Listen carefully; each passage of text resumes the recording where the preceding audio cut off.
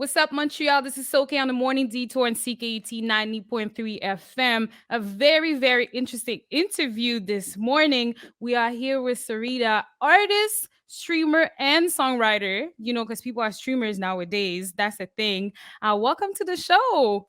Hello, how are you? Doing good, and you? I'm doing good, thank you. No complaints. No complaints. That's good to hear. We know that it's the pandemic right now. So, some people are having a hard time adjusting. But For then there's sure. artists and streamers like you that help us entertain ourselves from the For comfort sure. of our homes and still have quality content. Yeah, So for you were sure. born and raised in Toronto. You're a songwriter, producer, like I said, a streamer. You have a good amount of followers on Twitch. You have a good amount of listens on Spotify. Can you tell us a little bit about yourself, like how you started getting into music? Just who are you?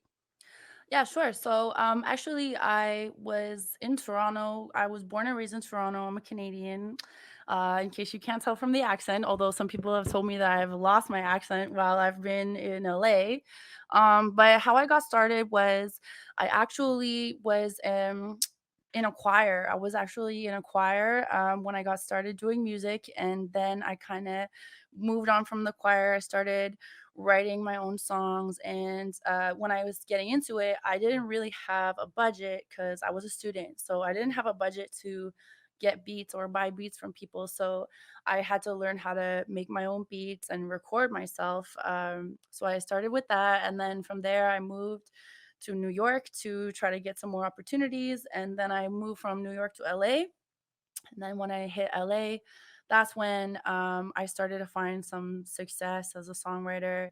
I wrote even a Billboard number one. It was a number one in France. And then I started kind of writing for some movies, just getting some music in movies and stuff. And then in That's dope. 2017, I dropped my first song, I Got You, as myself, Sereda. And from there, yeah, I just started kind of, that was the inception of how I kind of got into music. I was That's a that way. very nice start. I'd say that's a nice start. You traveled a lot. Also, that's good to go see the different scenes. I know that the Toronto scene is completely different from what we can see in New York or even in LA. You said you Mm. had a song that was charting in French. I'm actually French. I'm from Paris. Oh, wow. Yeah, I moved to Montreal like approximately 6 years ago now. Oh my So, god. I like when people mention French. Sometimes I'm like, okay, Hell yeah. nice. Nah, France was the first country to really show me love. Like my song, okay, so I don't know if you know the song Heartbeat by Richard Orlinski. You can maybe Mhm. Google it, but it was Richard Orlinski featuring Eva Simmons. I wrote that record for him. And in 2017, I believe it was, the song went number one in France all over the radio, Mm. Billboard number one for 4 weeks straight. It was like a super smash. That's super Um, cool. and it was like, I was like, wow, it was really validating for me as a songwriter to realize, like, okay, I was, because you got to go off of your own idea You that you're do. not crazy, that you might have something, you might have some skin in the game, but until you actually get that validation, it's just something you got to believe in.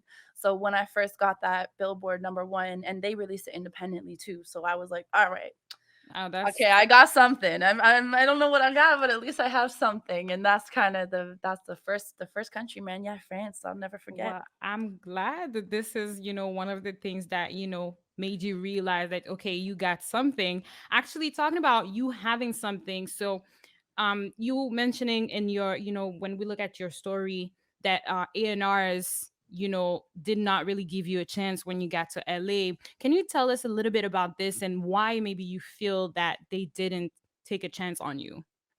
Sure. Yeah. So, if you're an independent artist, you will realize pretty quickly when you try to get into the scene that it's not the way that it used to be. How you expect, like, you can move to LA and you're just gonna get scooped up by an A&R who's gonna see your potential, see your talent, and be willing to spend that time with you to invest in you. Now, I didn't even get started in music until I was like 18, 19 years old. So, really, like, that's really old for a record label to, like, oh, I sign you and, like, have those years of development. So I wasn't like, coming in as a Disney artist or something else where you have that base. If you're Mhm. coming in as an independent artist, you come to LA, it's very difficult, for even if you are talented, even if you have a lot going for yourself as an artist, it's very difficult to get signed by a label because it costs them so much money to take the chance on you. And some people win that lottery ticket. Like some people, they get that chance when they are signed with no social media following. They get signed just Mm, off rip. But that wasn't the case for me. I had the experience of coming to LA, having success writing songs for movies, having success even writing like Billboard number ones. And I didn't meet the right A&R who said, you know what, I want to work with you. I know lots of A&Rs who, you know, think I'm very talented and definitely really like what I'm doing, but nobody was really willing to risk the bank on me. So I mm, had to take a chance and just basically just do it myself and just show people like that was it. Like it's kind of like they'll say like, oh, you have to have a really big following if you're gonna get signed these days. I didn't yeah. have that following. I hadn't made that following. So it was kind of like I was doing my own music anyway. I had put out music that had encountered like some growth, some organic growth for sure. I had, you know, Spotify was showing Mm. me love, you know, New Music Friday and stuff like that. But still, it wasn't enough to generate the support and traction and really get that signature from the label. Yeah. Okay. I get that. We've heard that a lot actually. We from different artists, different independent artists, to get in or to sign them or to go with them and develop them into full on artists. Actually, I'm guessing that's when you switched your attention to your online following and you tried to grow that. So you pretty much showed the process of how to make music, I would say, for the people that did not necessarily know the whole process of making an EP or an album. Can you tell us about that idea of, showing people everything a part of the process?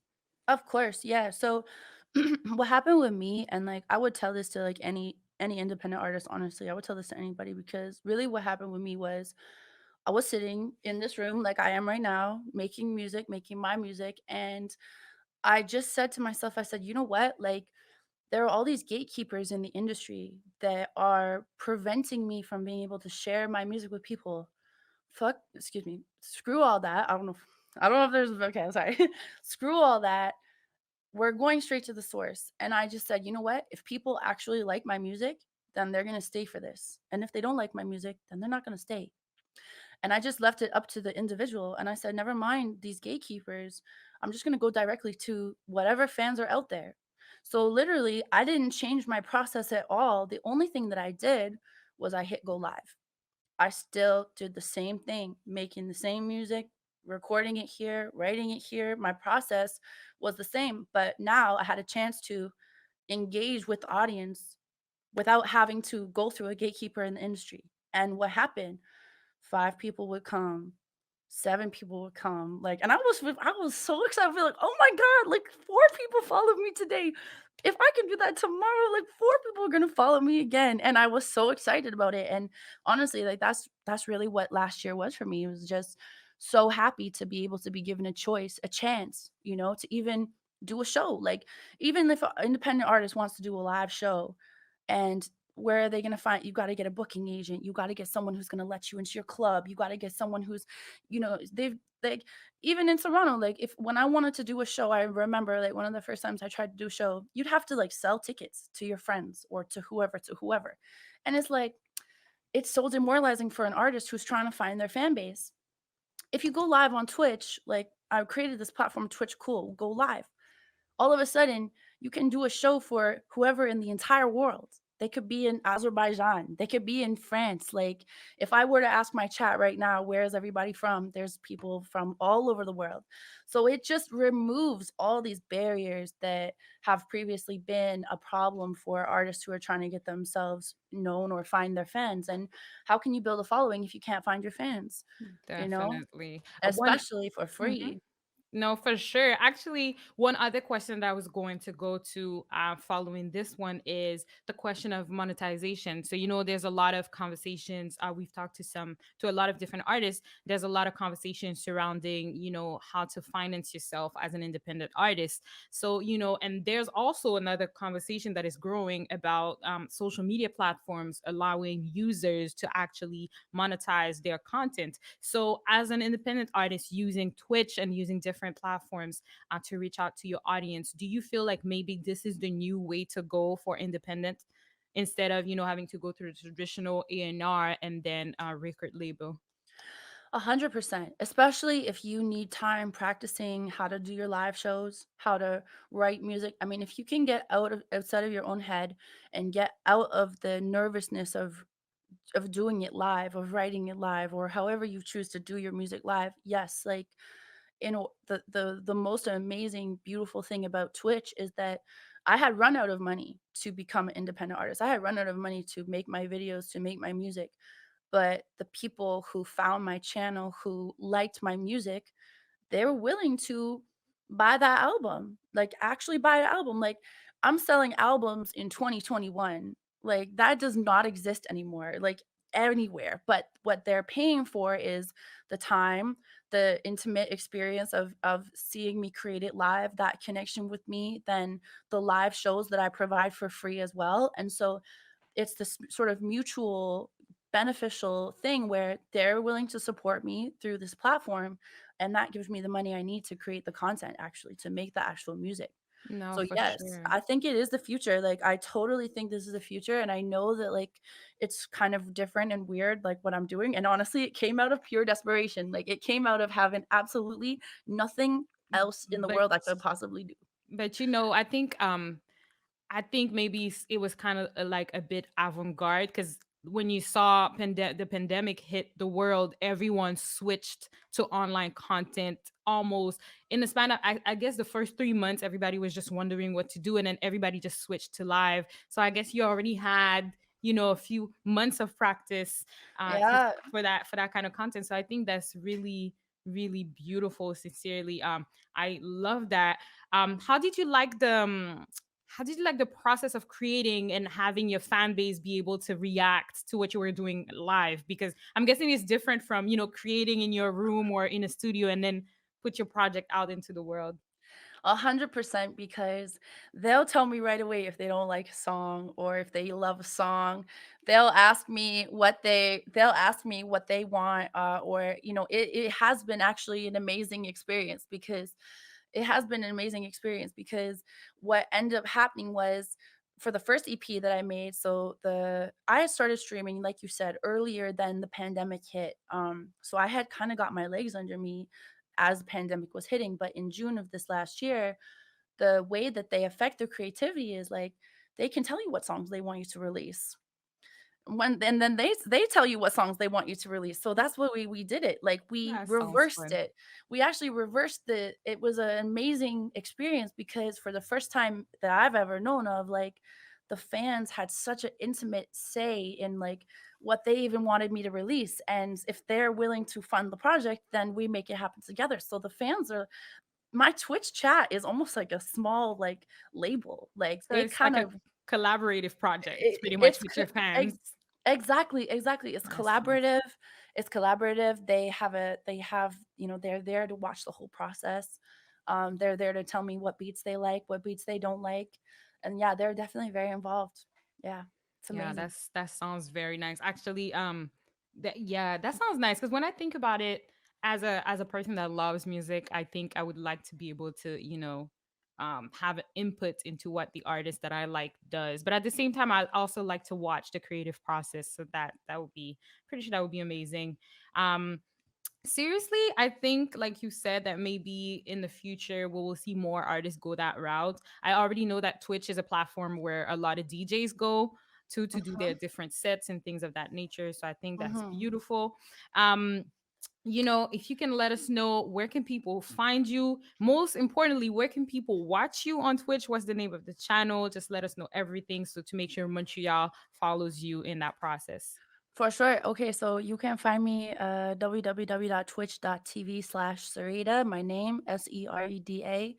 And yeah, I would encourage any independent artist, specifically artists who are like maybe singer-songwriters. Like, if you were about to give up on yourself and you felt like you had exhausted every possible avenue you could think of for how to make it as an artist, I would encourage you to not give up, but rather make an account on Twitch, start on your phone, download the Streamlabs app, go live, and just connect with real people who like your music, who like your voice, because don't give up on yourself before you have a chance to even know what you've got out there. And don't let anybody tell you that you can't, or that it's not going to happen for you, that it's too late or it's over. Just give yourself that chance and get an account. I would say that. So like anyone in Montreal listening, you got this. Don't stop. Let's go. Yeah, I think that's a very good advice. We'll post everything on our social media platforms as well, so people can follow you, people can go watch you, and like you said, Montreal artists, go on Twitch. People from all over the world might be able to, hear your music, help you collab on making some music. Thank you so much for being on the show with us this morning. My pleasure. It was a pleasure. And hopefully, when the world reopens, you'll be able to come to Montreal and, maybe interact with some of the fans here and maybe do another 100%. interview with us. 100%. Yeah, it'll be great to get actually into the station like That when would be, everything is yeah, over. That'll be for sure. amazing. Until then.